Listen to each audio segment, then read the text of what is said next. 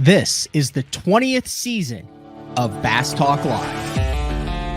BTL is presented by Bass Cat Boats, Strike King Lures, AFCO, Pro Guy Batteries, Spro, Gamakatsu, The Bass Tank, Denali Rods, Beatdown Outdoors, and Sunline. BTL coming at you.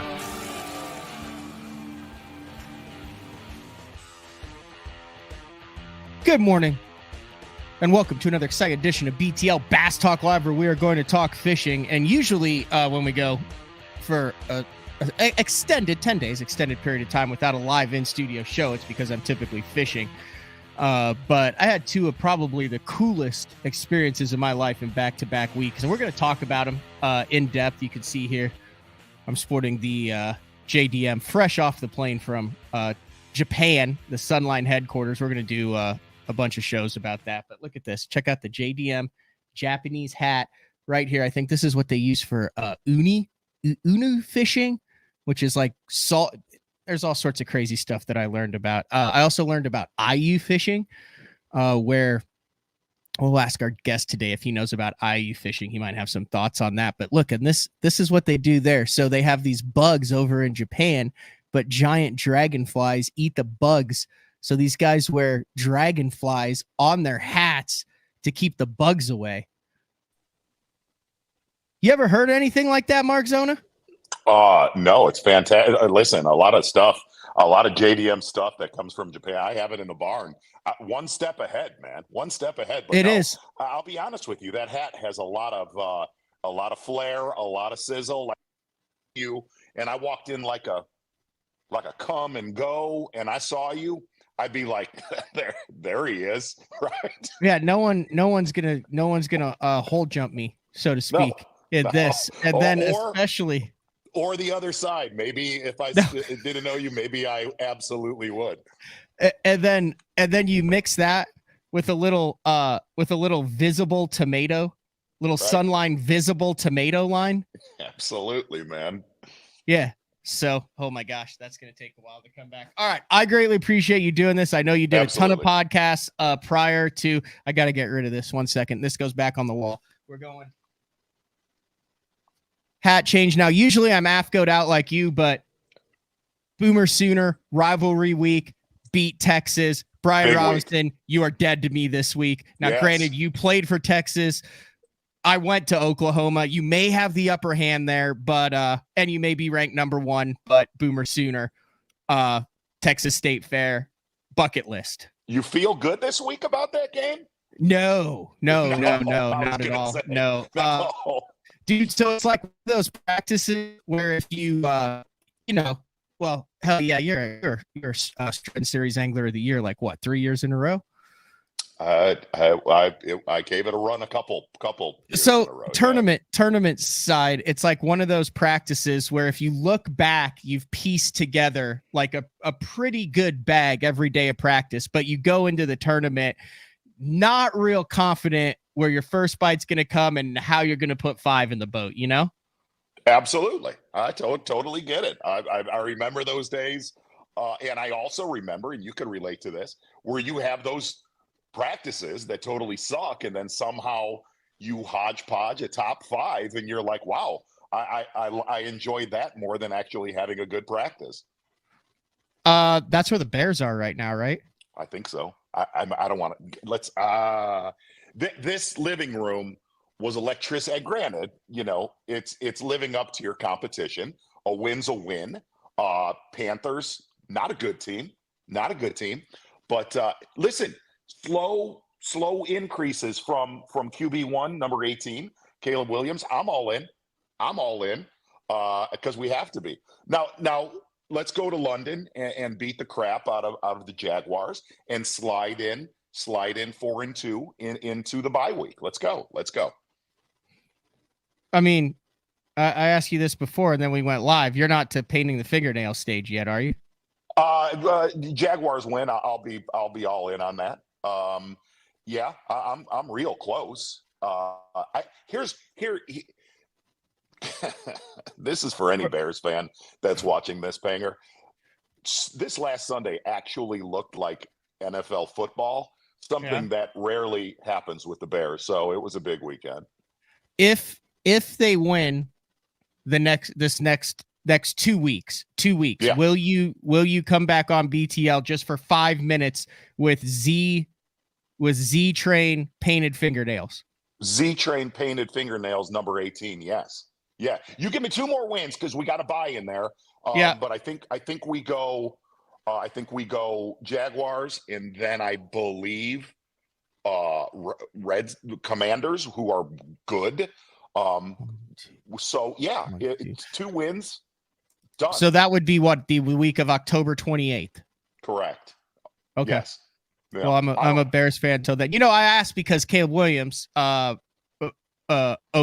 Oklahoma. Mm-hmm. Yep. And then went to USC. Yep. With I'm not a big fan of saying his name, the head coach out there. Right. In Southern California. Understand. But I still root for him. He was always good. He was cool. I got no issues with him. I got to tell you, there was a lot of chatter but before that draft, and I follow it daily, man. Besides my bass fishing fix and hunting fix, I get a daily dose of Chicago. Boy, he is. If he throws for 3,000 to 3,500 yards, he is going to be the king of that town after his rookie year. Fantastic. All right. Main reason I want to get you on is to get your. Have you done any podcast post Hall of Fame induction? I know you're on a bunch before. If you want to talk about it leading up to it, Mercer did a fantastic interview with you back at the beginning of September, just a couple weeks before you were inducted into the 2024 class of the Bass Fishing Hall of Fame, along with 4 other individuals. Have you done anything post? I've been in Japan. I just got back from Japan and that. Okay. That's why I want to get you on. Initial thoughts, end of September, family, friends, Bass Fishing Hall of Fame, the speech, the ceremony, the pomp, the circumstance. Initial thoughts now that that's kind of settled down in a week or 2 in the past, Mark. Oh boy. Yeah, I've thought about it. It's weird because I guess there's some feelings of, it's a little bit bittersweet in a couple different ways.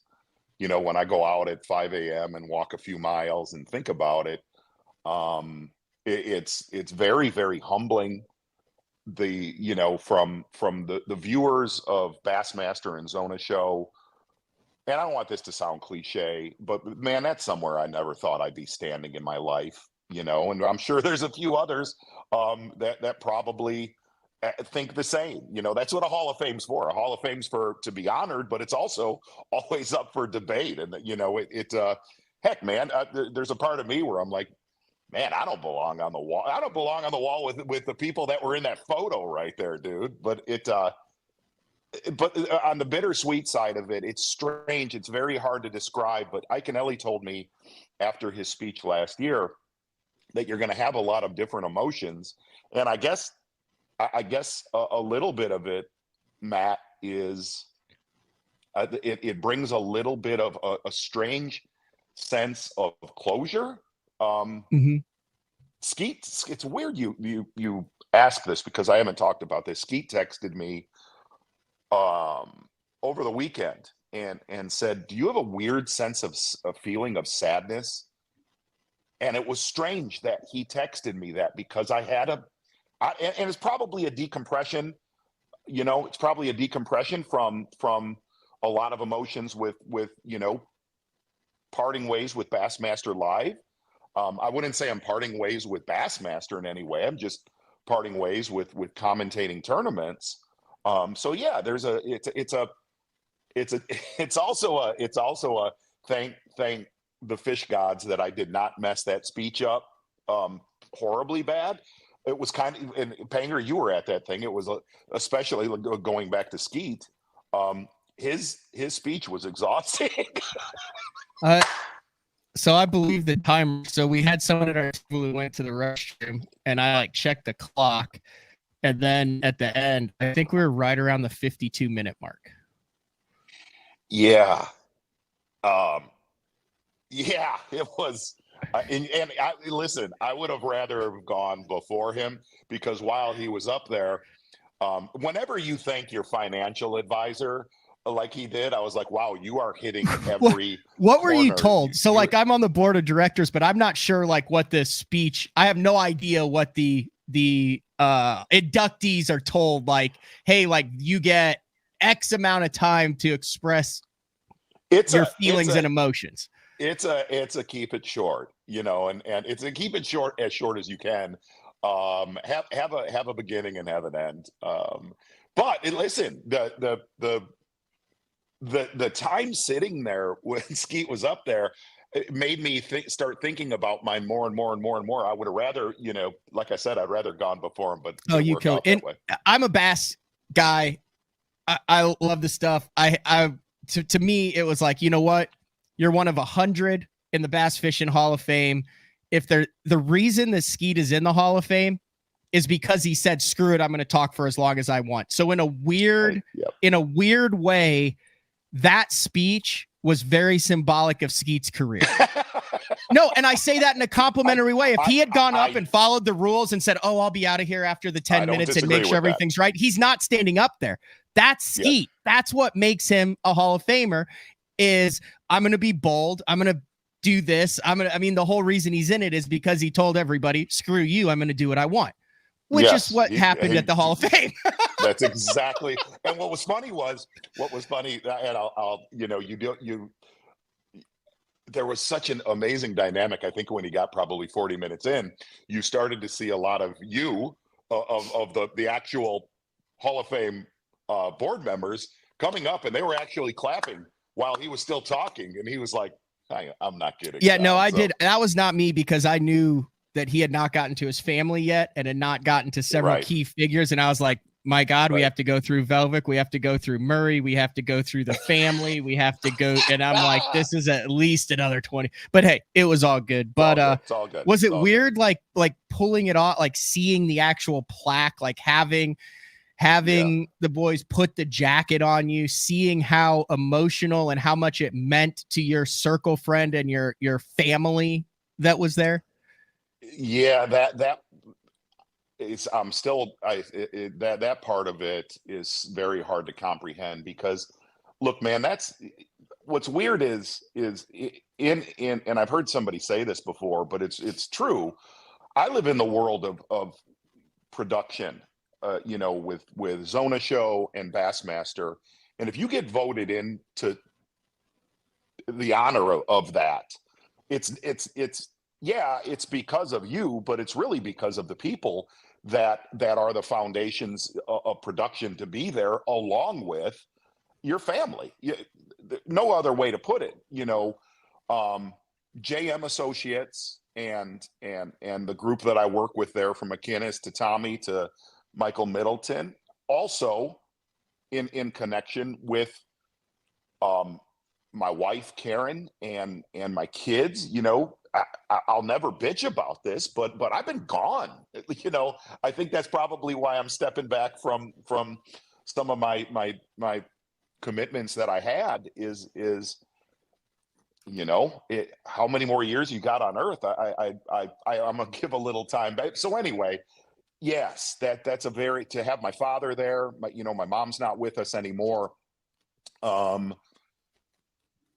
But it's not only the time span of, for at least in my mind, it's not only the time span of working in production and call-in tournaments and Zona. I'm being very bouncing all over, but this is just it's a very, very, very long chapter. And one thing I come back to, and I never said this in my speech, is so many miles and so many hours to get to a point to even be considered to be on that wall. It's a long commitment.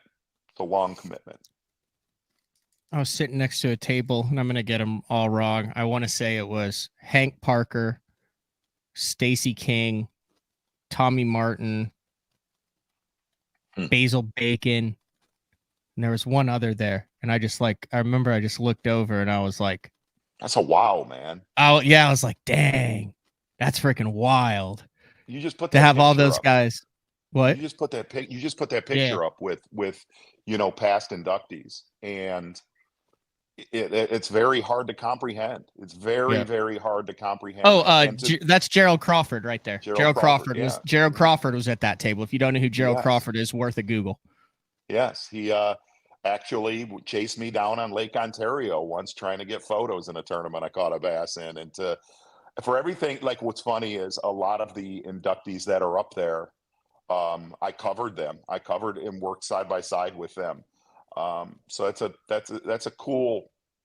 Gosh, man, I'm still a fan of this. And Yeah. to what's weird is to look out when you're up there talking. I couldn't focus in on a lot of those folks that are standing there just because it's intimidating as could be, to be in the exact same conversation with them. It's humbling. Okay, I love Jimmy Houston trying to sell a pair of shades, even in the Hall of Fame. No picture. doubt, man. It's branding. It's branding 101. And good to see Chris there as well. Yes, very much so. It was it was a cool evening. And then we went down to Big Cedar Lodge and decompressed for the weekend with I wouldn't say my fishing friends, just our actual family friends that don't know, they don't know a lot. My boys' girlfriends don't know a lot about bass fishing. And this is the best part. All they wanted to do when we went down to Big Cedar is, hey, can we just go pontooning? I'm like, this is how I want to end the weekend. This is what you want. And then so here's the other thing that hit me on that. So, you saw Johnny Morris. Yeah. I mean, it's literally like he's just like moseying around his house. It just happens to be a couple $2 billion. And he's down there for the plaque unveiling ceremony. And then he comes up and he shares a couple of TikTok videos with the crowd and talks. And I'm watching him talk. And then I'm looking over at this table that's 5 feet from me and all these legends of the sport. And I'm like, dude, these guys were just like 20, 30 something year olds. I'm sure they had family that was saying, the hell are you doing in this fishing game? You're selling freaking lures out of the back of your truck. You're quitting your job to go become what? A professional and like Johnny knew these guys when they were all struggling and they were doing the things and living out of their trucks and barely making it. And then you look at it and you look at them now and you look at Johnny now and you're like, dude, this is like, yeah, it's like a business relationship now, but these guys knew each other back in the day. Like back when they were, and you can tell when they interact with Johnny's and he's talking with the guys and stuff, they're just dudes who have been buddies for 50 years. Do you think they sit around and go, holy crap, like this turned out pretty damn cool? I think Johnny is too busy mentally still, lack of a better words, kicking ass, because the dude does not stop. I've become very close. I would say very, very close with Johnny over the last 6 to 7 years. And it's amazing outside of that business. It's amazing that dude he's the tip of the spear when it comes to conservation. And Panger, I don't want to sound ignorant, but I will, because I am. I've been in a lot of that room that we were in for the Hall of Fame. I've been in a lot of dinners in there. And when I started this 20 years ago, I did not know what the word conservation meant. I don't want to walk down that road, but it's probably the most important word in our country right now for the world that we live in, from hunting to fishing and protecting and keeping evildoers out of it. And Johnny taught me what that word. Look, man, I thought when I first started going to dinners in that room, conservation dinners, I just thought they were long dinners and good food. And I slowly learned what that word meant. And that's something that guy and that room and the people that were in there, a lot of them fight for what, outside of the world we work in, is fighting for the rights of hunters and fishermen. I give Johnny a lot of credit because a lot of it goes on behind the scenes that he doesn't give credit for. So to answer your question, do I think that he sits back and goes, man, look what we did? No, no, because he is on to the next and the next, and that's why there's not many of him in the entire world on the planet. Yeah, that do you think you'll just go back there to the Hall of Fame, which they did a lot of cool renovations to? Now every single person that goes through the Wonders of Wildlife has to walk through the Bass Fishing Hall of Fame portion. They're working on a storyboard. The committee, that committee has done a fantastic job of, and Johnny has done a fantastic job of giving space and accommodating to make that focal point of the Wonders of Wildlife. But do you think you'll ever go back when it's just you? No one knows you're there. Sneak down in there and look at the plaque and just kind of take a moment and look at the little section that you have in that with the 99 other people. Yeah, man. I said this, and Panger, obviously, I'm not a very big awards dude. I'm not a big trophy dude. It's not my gig. It's not my jam. But yeah, that's one that I care about. That I care deeply about that. But I think the most eye-opening thing when I walked through there, I looked at all the plaques. I made the comment that my plaque looked like John Daly. I don't think I look like John Daly. Maybe more so than I thought. Yeah, I don't know about the plaque remakes. I might be able to look into that. It was a tad off. It was not bad. It just was not good. It is. It is. I feel like it's hard to mold whatever metal that is to make it look actually like the person. I'm going to agree with that just from an ego standpoint. But but walking through there, one of the things that was really cool that they made there, and I didn't know that this had been done, was a entire wall of a timeline of professional bass fishing and just bass fishing in general.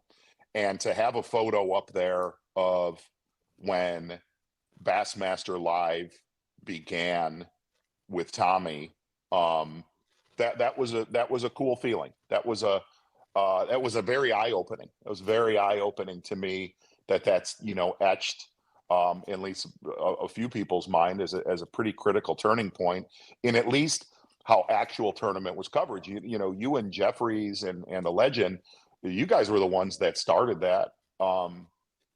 Which look, it was going to happen. Eventually, it was going to happen regardless. Yeah. But I remember the plan, which I was terrified of, just because the word live to this day really scares me.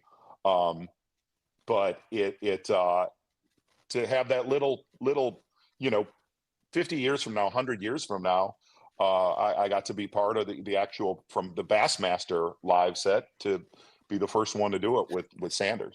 I think that's a great way to touch on it. You do feel as though there will be professional bass fishing 50, 100 years from now. Oh, yes, we're not, man. I mean, we're not going to implode in the next 12 to 18 months, and everyone's going to be crappie fishing and up in New York dough baiting for carp, European style off the bank. Okay, that's it. I just wanted to make sure. Wanted to make sure, because it just depends on. It's a little bumpy right now. It's been a little bit bumpy, but it'll evolve. It'll exist. You want to see it advance. That's been a little bit just kind of like that for a very long time, and you want to see it. You want to see it go there. Mercer asked me a question. He said, were the mid 2000s the heyday, and are we never going to see that again? And I said, hell no, dude, you can't say that. That's number one. That's a very shallow-minded way of thinking. If nothing's going to get better in the next decade, 2 decades to 50 years, why do it? So I'd like to still work in it some way, shape, or form. What way, shape, or form that is at this current. I'm gonna take a little time out for a while, but Panger, I'm like you, dude. I care. I care about it at times to a fault, to where it actually affects my brain and my family. But things are going to be okay. Things are going to be okay. I recently heard us you got a little bit stressed out on the water, and we're both big AFCO guys. Tim? And I don't know if I'm supposed to be. I'm screwed. I'm telling it because it was a great story. And you took. I heard Bill Shed from AFCO absolutely blasted the smallmouth in the most unimaginable way, and that there was a little bit of stress involved with that trip. It was a lot of stress, dude. It was a lot. Like he's like the head guy. He's like he's Milt Shed is in the IGFA Hall of Fame and all that. That Bill's in Hall of. I mean, massive. You want to talk about conservation? The Shed family, insanely big in conservation. A lot of saltwater, a lot of freshwater too. That's where their 10% pledge comes from, with Casey taking over the freshwater team 5-6 years ago. So you can do your research on that. I've talked about it on the show. The yellow bank bags, the whole 9 yards there. But I heard like he had never caught a smallmouth, and then you guys went out and it was like impossible to catch one, and Bill just was like blasting him in the middle of the boat.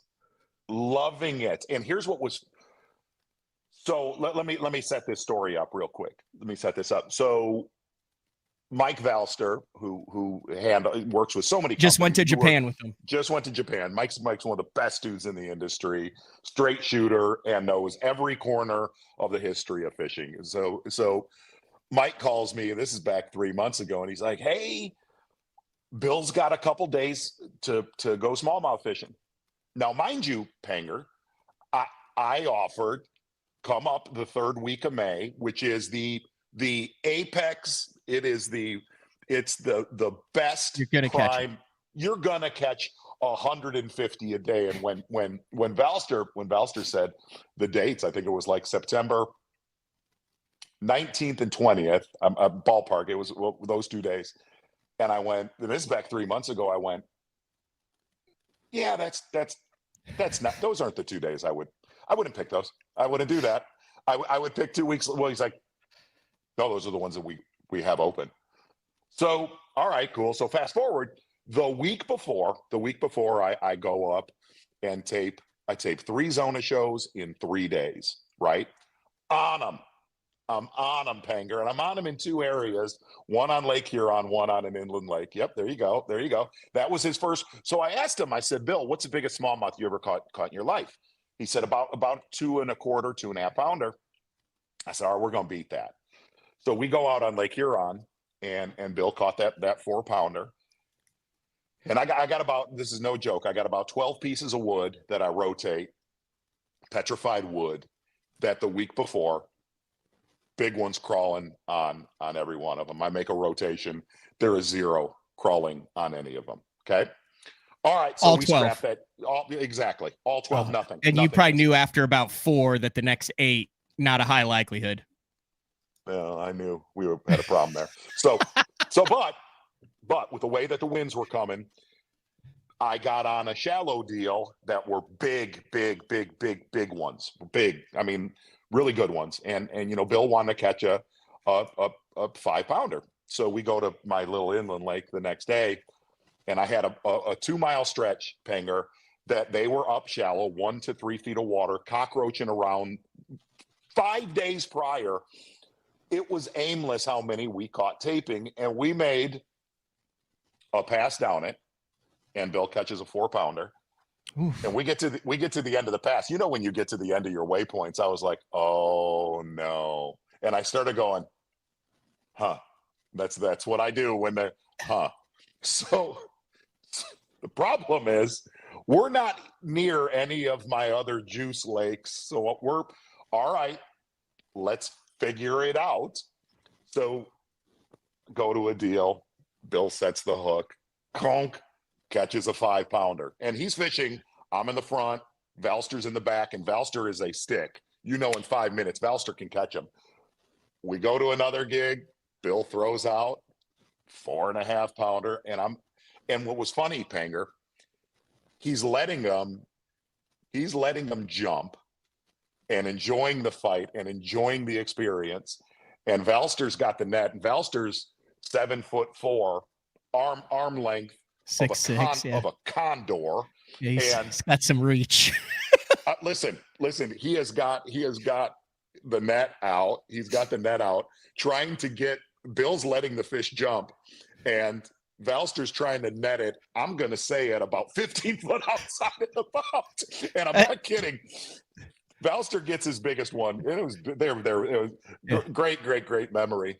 And I collapsed on the front of the boat. I was shaking so bad. That's what he said.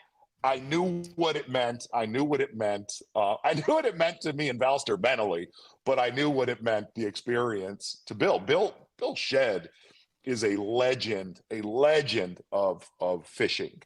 And when it all came together, well, here's what's weird. It was so easy the week before. It was so easy. It was so tough when Mike and Bill were up there. It was almost a little bit sweeter but because by the end of it, we had a big bag. We had, I don't know, 24 pounds for 5. And it was a great experience. We have, now here's what I will say, Panger. When Bill Shedd, who's in the middle right there, when that's him getting inducted into the IGFA, by the way. Yes, which is not easy. It is not easy. When Bill comes back up north with Valster, I'm gonna make sure it's the 3rd week of May. Lot less stress for that. So yeah, it was an honor. It was an honor. Next time you're up there with him, ask him to do a magic trick. I once watched him do a 45-minute magic trick show. That does not surprise me. Amazing still. He could go on on tour with it. Yes, he's a great dude, great family. And again, what's funny is there are certain, I always say this, there's certain fish catches from when I was a little dude. Heck, I talked about a fish catch when I was, a 10-year-old. Yep. There were 2 or 3 fish catches on that trip with those 2 dudes, no cameras, no nothing.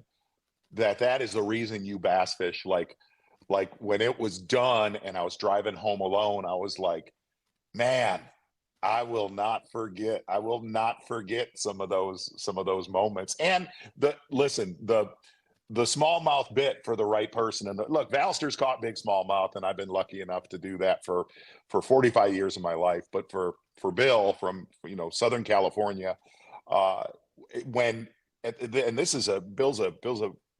he's wired, he's excitable. Dude, when he would land some of those and just start screaming at the top of his lungs, I was like, oh, this is so what bass fishing is about. This is so what I want to do more of the next few years.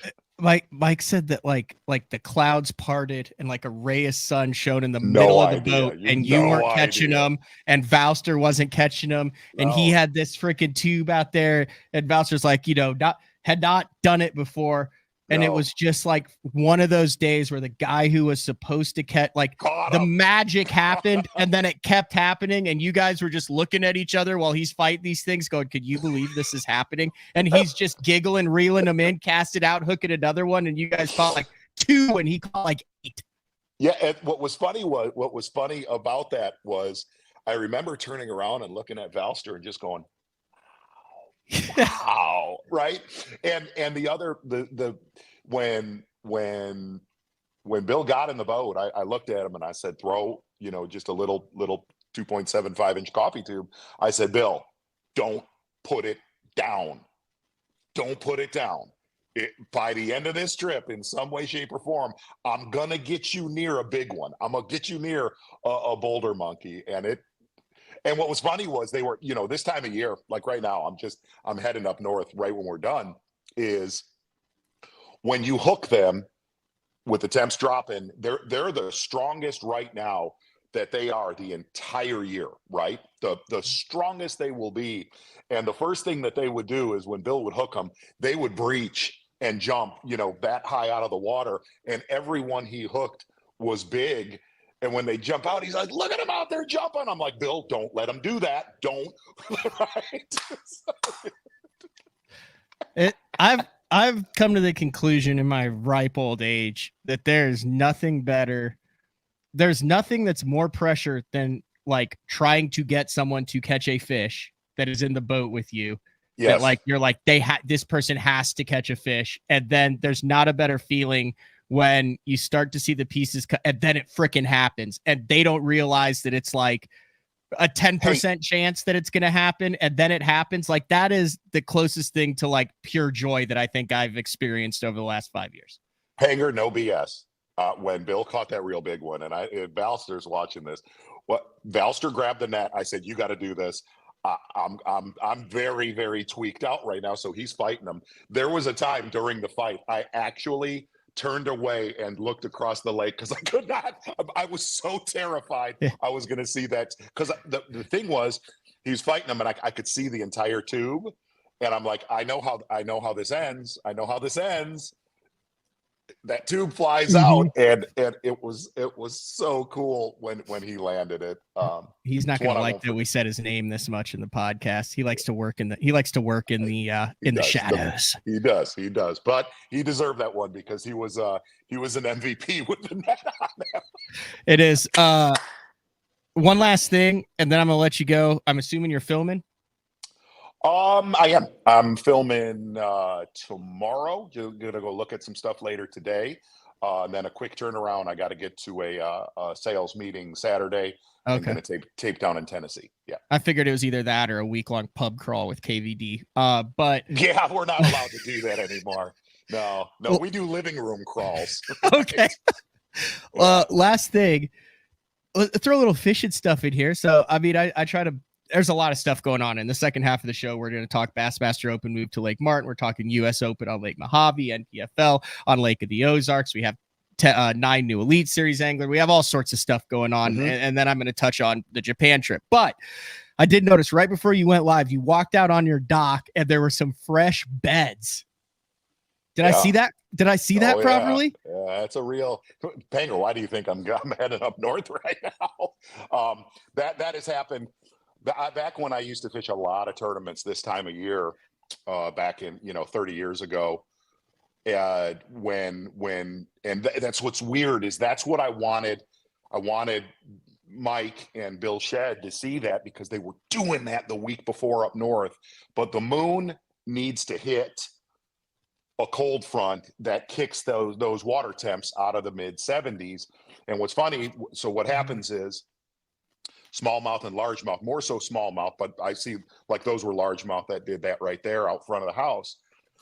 The males come up and get very confused and will make beds. They won't stick to them like they do in April and May, but they'll become very territorial and stay around them, waiting, thinking it's this is the same ritual in the spring, and they'll generally stay for about 24 hours. And very, very susceptible to being caught. I won many tourneys with buddies that all we would do on the full moon of September and October is sight fish, and it's a phenomenon that happens to this day. We shot an entire show 3 weeks ago where you could see the freshly panned bed, and boom, a 4.5 pounder sitting off to the side of it, waiting for the ladies to come to the bar. They just never come. And when those big males figure out they're not coming, boof, they're gone within 48 hours. That's some juice right there, Z. It's factual. One last thing. Yeah. One last thing, I'll let you go. So you are retired from Bass Live, not retired from the industry. KVD is retired. You used to fish tournaments.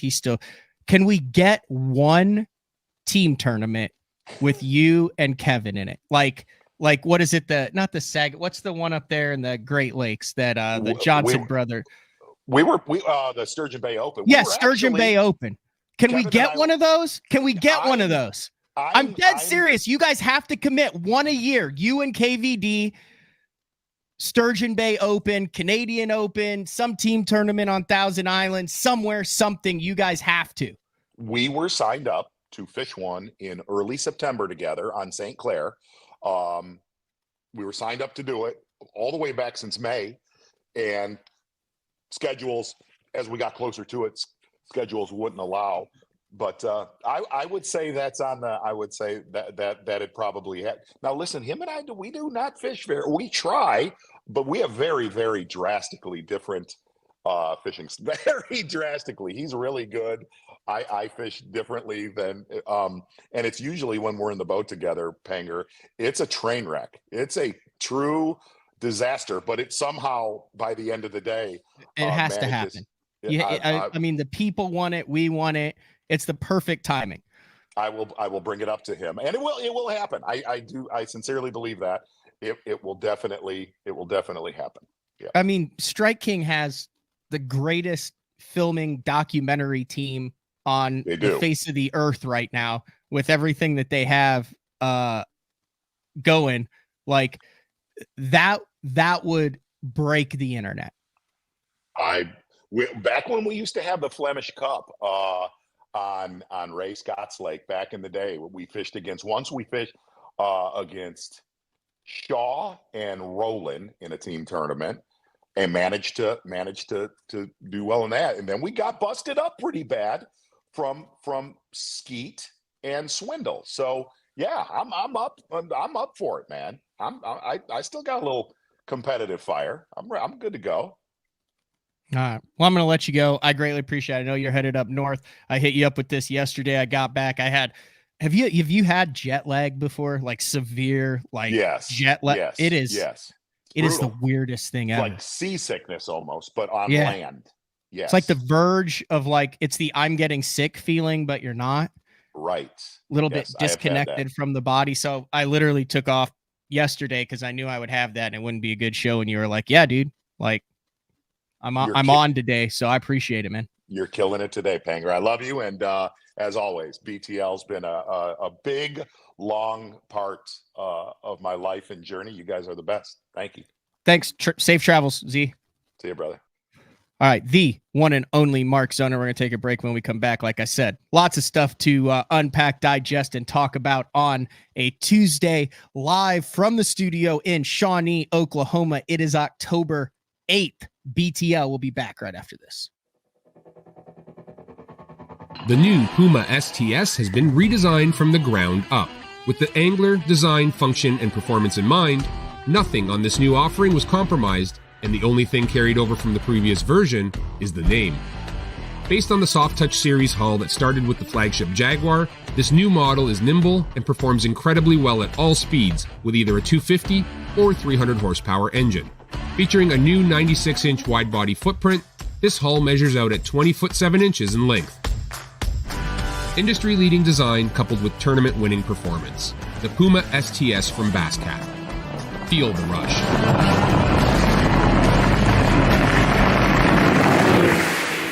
This is Gamakatsu's new Nano Alpha line of hooks. If it looks familiar, that's because they are. It's the same shapes and sizes in the round bend and the EWG and in the new Horizon head that you know and love from Gamakatsu, but there are a couple new features with this Nano Alpha, which is this little green label that you see on the packaging. First off, 2 times faster hook penetration. That's because of the Nano Alpha smooth coating on it, and also it is 4 times more corrosion resistant. Check it out, Nano Alpha. I've been using Sunline Shooter for the majority of my career. Millions of dollars made, lots of bass caught, and the gnarly, gnarly stuff. If you need a abrasion resistant, tough fishing line for the really, really mean stuff, Sunline Shooter is for you.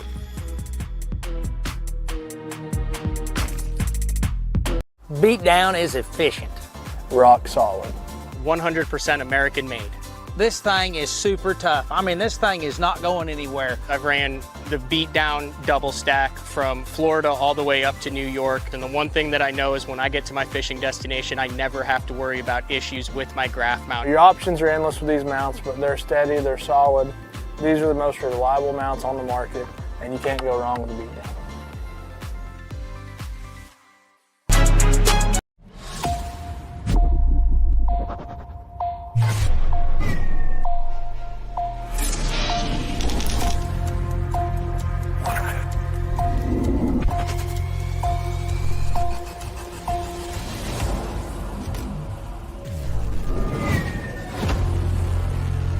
Everything you need, one legendary brand. Top on, Strike King.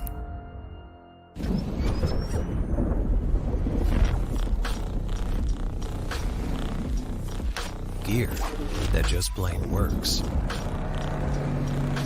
Cast after cast.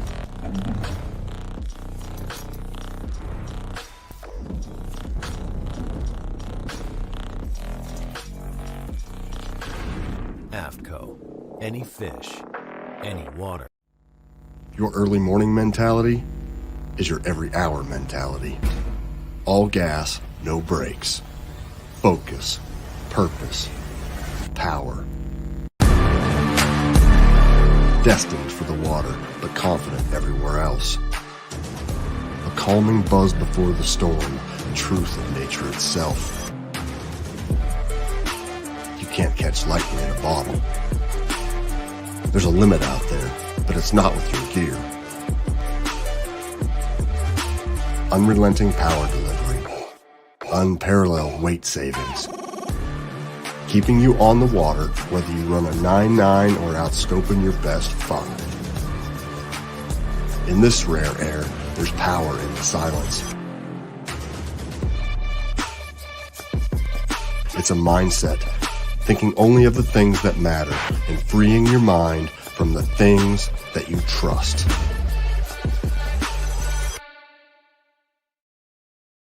Get the best patterns backed by tournament data. Start by finding the best 10% of your lake. Know exactly what to look for and what to throw. After that, just put them in the boat. Try the Deep Dive app today. Look at that beast right there. All right, welcome back, BTL, on a Tuesday, back from Bass Fishing Hall of Fame banquet ceremony. One of the guys that I was really, and I haven't had a show since then because, you know, we did the Hall of Fame. It was like a Thursday. Got home on a Friday, left Monday morning for Japan to head down to Sunline. And one of the cool things that I thought on the Hall of Fame was the chance that I had to meet Alfred Williams. I'd heard a lot about him. Obviously, listened to some shows that he had been on, but that was my first time that I'd gotten to talk with him in person. Had a lot of family members there as well. And just a super cool dude. Bassfishinghof.com. You can read about all those guys. And if you guys haven't had a chance, definitely worth a weekend to go to Johnny's house, Bass Pro Shops in Springfield, Missouri.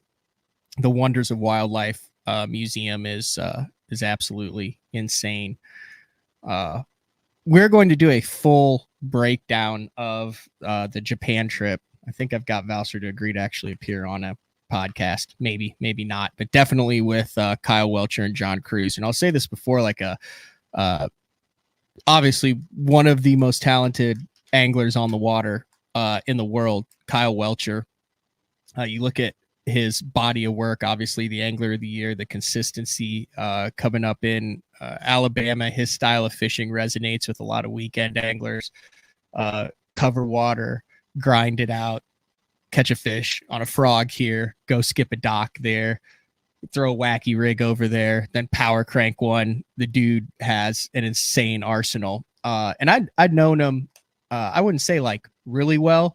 Like we kind of connected over some of the poker stuff. He's always been a really good guest on BTL, probably one of the most requested guests that I've had on BTL. Well, dating back to Jeffries when Jeffries was kind of running the show. Very interesting, you know, spent a lot of his years. I think he had an apartment and lived in Vegas for a number of years and played cash games and tournament poker to make his living before he started as he was doing the YouTube thing with fishing coming up. So that being said, it was really cool, like kind of getting to know him over the 6 days that we were in Japan. There were just 4 of us. That dude is like dialed in, incredibly smart, but like when he's not in his tournament mode, analytical, the thought process behind it, the confidence that he has in his ability to like locate and find fish. Like we're all there. There's all this tackle and all this stuff over there. And, you know, BTL exists because the sponsors on the show. And if you look at the setup of how this fishing works, I just say it like you want that. What a tackle company wants is, hey, you buy this, you catch big ones. You buy a 6XD, you catch them cranking like KVD does. You buy this worm, you catch them like Shaw Grigsby does. You buy this topwater, you catch them like Jason Christie does. And to a certain extent, there are certain baits that obviously work better than others. But when it comes down to it, your ability to find, to locate, to make decisions on the water, to be dialed into the conditions what are going on that day, to have that confidence, that's what makes an elite level angler. You can't catch what isn't there. But to just some of the little trains of thought that Kyle went on, you know, when he's talking about, I don't think he'll mind me saying this, and I'll ask him about it when we get him on the show next week, is he said, and we kind of made a joke about it, he was looking for baits that would fill gaps, that would fill a hole. He said, I'm not looking for a magic bullet over here. He goes, I'm looking for something that I've had an instance where I'm like, man, I wish I had XYZ. And, you know, maybe the tackle store in Japan has XYZ. He said, that's what I'm going to buy. And it was cool watching him go through all the different aisles. I mean, I kind of had one thing in mind, and honestly, I think I got a little leg up on the competition right now, so I'm not going to share the entire haul of everything that we got for, you know, all of our, there's a bunch of guys that are over there right now. I know Alton, I think Alton Jr.'s over there right now. I know there's a group that's over in China. I know some of those guys, Matt Becker, those guys are going to go spend a day in Japan. Brett Chapman's boys over there right now. I think he's doing a semester abroad, so it's not like we're the first people to ever go to a Japan tackle store. But, you know, he was looking for specific stuff. And we all know John Cruz, his business savvy in the industry. But it was cool to watch them kind of go through the tackle and pick out stuff that either they'd heard about or that they thought was interesting or that could fill gaps. I'll share a couple of the things. Yes, I did actually find the dice rubber. There they are right there. These things were still like $12, $13 in Japan for 4 of them. I was shocked. It's not like, hey, here's the dice rubber and that's it. There's like 30 or 40 different styles of plastic things with some sort of rubber appendage, something sticking out of it. It blows my mind. Like they have entire rows like we have of just like there'd be just like a missile D-bombs, you know, just like do. And then next to it would be like the brush hogs, or next to it would be like the zoom stuff, like entire rows. They have that of like these weird rubber baits. So I got some to check that out. And then they also have like a bunch of like novelty baits and stuff. These are like $12. You like wacky rig that thing. This is one of 3.5 inches. This is one 261 actual life-size scale. So what I thought was interesting, and that I talked to a couple of the people over there, was they said, man, you know, Japanese anglers, when they buy a lure in the tackle store, and it's not like where you see like there'd be like 10 red shad worms on a peg. A lot of times the pegs are like mixed, so there'd be like 6 bags of X style of bait, but there'd be like 4 different colors on it. So there were a lot of like one-offs. Like I got some jerk baits that were like Japanese colors, but it's like you kind of have to dig through that peg of that color. We went to 3 stores. One of the bigger stores had them separated by color, but the majority of it is you just kind of have to dig through, and when you see it, you get it. And it's typically kind of a one-off. But it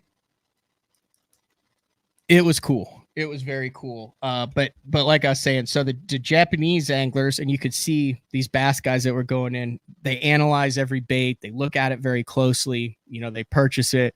And he said, you Americans come in. He goes, you just take the whole damn row. He said, you just put everything in. I said, yeah, because we don't know if we're ever going to be able to get it again. He's like, Japanese, he's like, very, you know, American, just take it. We'll figure it out later. But I would say the 2 key takeaways that I got from that are Finesse hard baits, minnow style baits not necessarily with a lip. That is big over there. The 3 to 4.5 inch, the light baits, the suspending, the slow sink, jerk bait, twitch bait, slash bait type stuff, ultra realistic, a lot of marabou flash in it. And then these dice rubber, these really abstract creature baits that are being fished on free rigs, Nico rigs, light drop shots, that type of stuff were the two main ones that really stuck out to me. And then also the other thing that really stuck out was the attention to detail in the terminal tackle. Their rows of terminal tackle were mind-blowing. All sorts of little plastic and metal and tungsten and lead and little things that you have to like really sit there and figure out, like, what is this? And then a lot of stuff that we make ourselves in the United States, they like have completely dialed in. So for like line through swim baits and hook protection and putting trailer hooks on bigger hooks, like all sorts of little stuff that, and tackle hacks that these guys have just meticulously thought that I've never even seen before. I spent so much time in the terminal tackle aisle just buying little things that I was like, oh, that'll help keep your bait from sliding down. Now I don't have to use a coffee straw for a line through. That'll protect a knot. That'll help my trailer hook stay straight. So those were some of the big takeaways that I got. I was a little bit surprised. There were some things, like I would say, obviously the minnow game was strong over there, but when it came to like the minnow jig heads, obviously the number one hook from what I saw, I thought they would just be like jig heads galore over there. And it is, but it's all tiny stuff. It's like small stuff, 1/0 hooks, 2/32, 164, 3 128, like that type of stuff. Was small. None of this like kind of Bubba bigger stuff that we're seeing that's making a trend in the United States, but I'm still trying to dial it down. I know that there's a fishing tackle show next week that Cruz is going to be at. Welcher's actually been out on the water, like testing all this stuff. It was amazing. He got back. He said, screw the jet lag, I'm going to the lake. And I already sent some pictures of the stuff that he's caught fish on. But tournament wise, this actually worked out crazy good. So originally what the plan, and I did not want to miss the Bassmaster Open on Lake Hartwell. I fished a couple tournaments on Lake Hartwell and they've gone well. I've top 10 pretty much everything I fished out there. And the original plan was to drive my rig to Atlanta, then fly from Atlanta over to Japan, get back on Monday morning and drive from Atlanta up to Hartwell.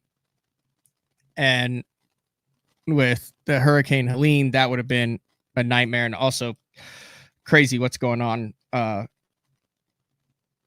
now in Florida with Hurricane Milton. Thoughts and prayers. Lots of anglers and people that are in the path of that's hitting the next couple of days. But then they moved that Bassmaster Open to Lake Martin. So the fact that I did not fish the last Bassmaster Open actually worked out, because I don't know if I'd have even been able to get through Atlanta to come back through to get my boat to Lake Martin, a lake I had never been to before. But that thing kicks off on Thursday. It was interesting. They did not, once they made that move from Lake Hartwell, which was flooded out, to Lake Martin, they did not let anyone else in. So you're getting a Bassmaster Open. Basically, there's some locals from Alabama who obviously know Lake Martin, but basically no info, because it was announced before the info, and no pre-practice. So they just get the 4.5 days of practice. So this is as close to a blind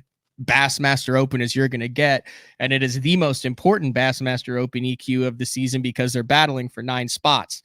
Top 9 currently: Easton Fothergill, Cody Meyer, Tucker Smith, Emil Wagner, Andrew Loberg, Paul Marks, Dakota Eber, Evan Kung, and then Matt Adams and Bo Browning are tied in 9th and 10th. Then you have to drop down. They have 1285 in points. And you have to drop down to Bobby Bakewell, who has 1217, 20, 30, 40, 50, 60, 70, 80, basically a 70-point gap between 10th and 11th. Then you have Paquette, York, and Ish and Washam. I would basically say out of the 15, there's an outside chance Jimmy Washam has, but really those top 10 are battling it. I think you have a chance for Ish, Jimmy, Jack, Garrett, or Bobby. One of those guys can slide in, but the top 4 or 5, unless catastrophe happens, are locked with Fothergill, he's gonna hurt some feelings on the Elite Series next year. The dude is a generational talent. Cody Meyer, we know what he can do. $1 Million Man Tucker Smith, he's kind of along that line of Fothergill, protege of Aaron Martin's, and a storied collegiate career that could probably only be rivaled by Jordan Lee.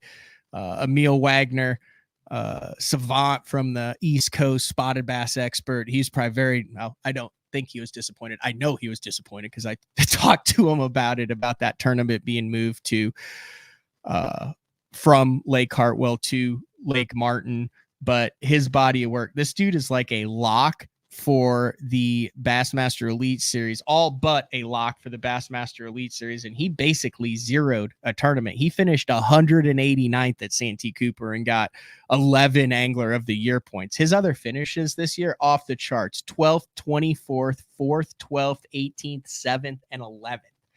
And then that 189th mixed in. Andrew Loberg, we've had him on from day one, West Coast angler. I believe he moved to Alabama. Very talented angler, has always had success. Same with Paul Marks. Then you have Dakota Eber. Eber would have been 100% a lock. He's currently at 1296. So, yeah, he's got to catch him here. But he had that one fish on day 2 at Leech Lake that dropped him from the top 10 all the way down to, I think, the 90s or 100s. Yeah, 94th. But uber consistent, exactly what we expected coming into the year. He's had 2 or 3 days this year where he's gone out and had a really tough day 1 and then bounced back with an incredible day 2. It started in Florida, had like 9 or 10 pounds on the first day. It came back with like over 20 on the second day to kick things off. His finishes 31st, 13th, 4th, 42nd, 46th, 38th, 94th, and 44th. So he is cash. He missed one by literally one spot, but he's basically cashed in all of them as well.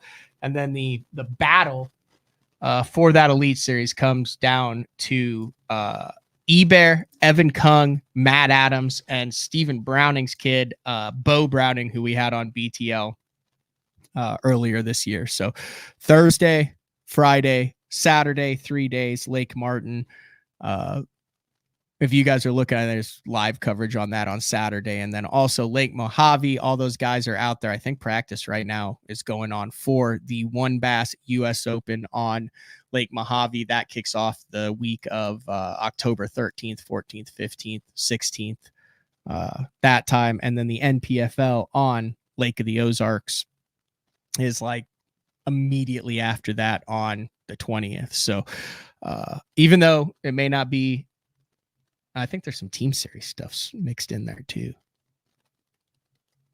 Yeah, I think there's some team series stuff there over on Major League Fishing. So even though the main seasons may be over, but you also have coming up in a couple weeks, the Toyota Series Championship on Wheeler Lake. So once the Wheeler Lake is over, one of the things that I'm really looking forward to is the ability to do the all BZ team. We did it a couple years ago with Hallman. That is not going to happen this year. Although I was in a text thread that Hallman responded to, but it was about OU Texas. Dude's doing good.